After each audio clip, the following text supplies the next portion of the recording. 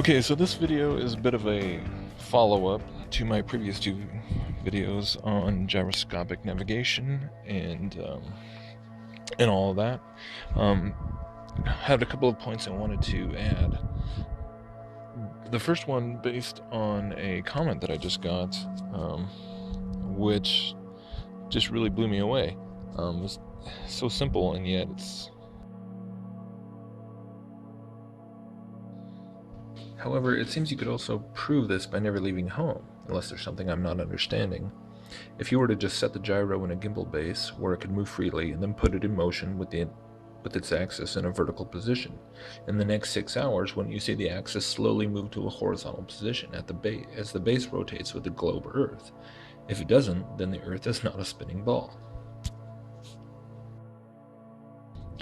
Okay, so after taking a few seconds to let what he's saying absorb, I was like, holy cow, I think he's right.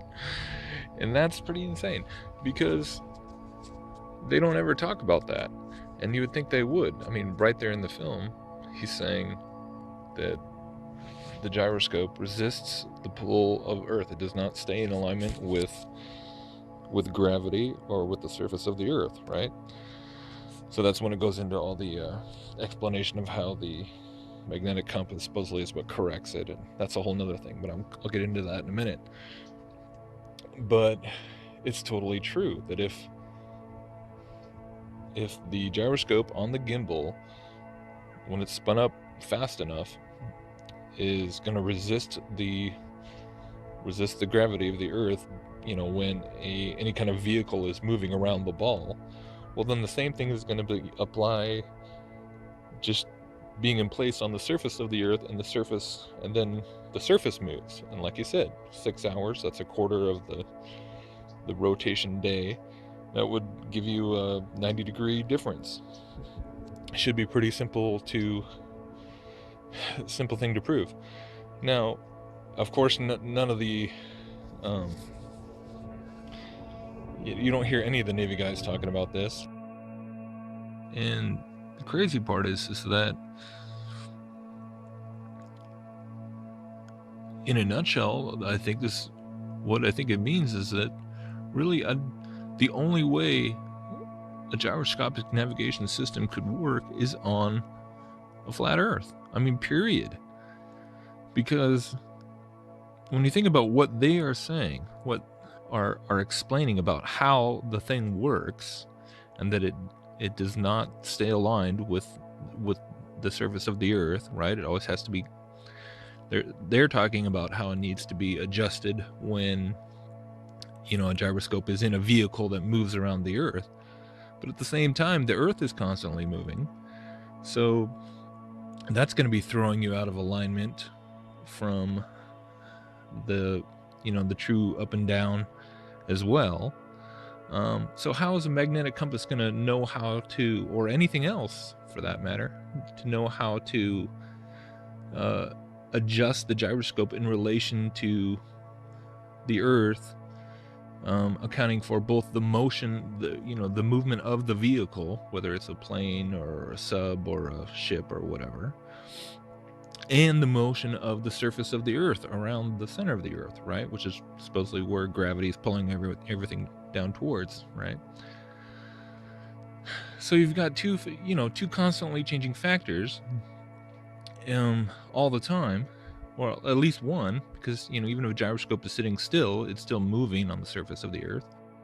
But there's nothing to really, so the navigation system needs a navigation system. I mean, it's absurd. And then when you take it a step further, obviously, according to the Copernican model, the Earth is not the only thing that's moving. So if rigidity in space, this principle of rigidity in space, tells us that the gyroscope will resist. That clip says it will resist all forces put upon it, right? So gravity. And this bears out too, because we know that when they use gyroscopes in jet planes, right, so they always know which way is up is down, and they're doing all these dogfighting maneuvers and barrel rolls and subjecting the pilot and the plane to, lots of G-forces. So if you're doing dogfighting maneuvers in a fighter jet, let's say, and you've got your gyroscope on its gimbals in there, so the pilot always knows which way is up and down and doesn't have to, look out his window. That means the gyroscope is resisting several G's of force. So if a gyroscope can function in that kind of an application, right, going hundreds of miles an hour, moving at crazy speeds and having to constantly stay level and resist that many G-forces on it, then what if you can resist that strong of gravitational forces, then it's resisting all of them, right? So not just the Earth's gravitation, but any of the other, gravities that are lesser than the Earth's that are supposedly functioning throughout the solar system. So I mean, my point is that there's lots of motions that are supposedly happening in a Copernican model, not just the Earth's rotation, but the Earth orbiting around the sun, the solar system rotating around the galaxy rotating around, the universe, and so on. So hypothetically, you would think that a truly precision functioning, military industrial grade gyroscope would be holding its fixed position, its rigidity in space, against all of those motions. So if you fired up a gyroscope, shouldn't you just see it doing all kinds of crazy things? I mean, shouldn't it just be not just moving 90 degrees over 6 hours, but it could be doing all kinds of motions because of all the different orbital things that are supposedly happening? But no, it stays in place, right? We're talking here, of course, we're talking about the kinds of gyroscopic navigation systems that they use, submarines and ships and things.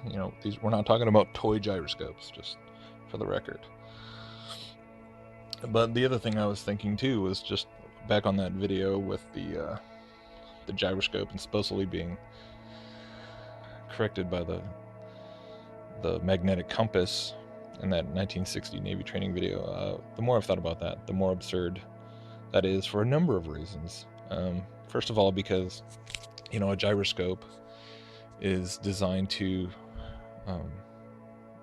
maintain orientation in terms of several axes, and yet simply relying on a magnetic compass to tell you where north is, well, that's going to tell you, that's only at the most going to give you orientation for one axis, right? And depending on where you are on the globe, north is always going to be in one direction, but it won't tell you like where the plane should be depending on where you are on the globe, because obviously if you're up in Alaska, it's going to be different than if you were down in South America or something. A magnetic compass doesn't point you directly at where the magnetic north is or the North Pole is. It only gives you it's basically a two-dimensional device, which is kind of worthless for supposedly calibrating a gyroscope. Not to mention, in this other video, it actually explains how you have several issues with magnetic compasses themselves in terms of magnetic variation and deviation, I believe. And anybody who's ever used a map and compass, like when they're out hiking, understands that magnetic north is not just this clean, easy thing that is the same wherever you are. Depending on where you are in the country or the world, magnetic north is always warped, so you always have to adjust for that in your calculations when using a compass, right?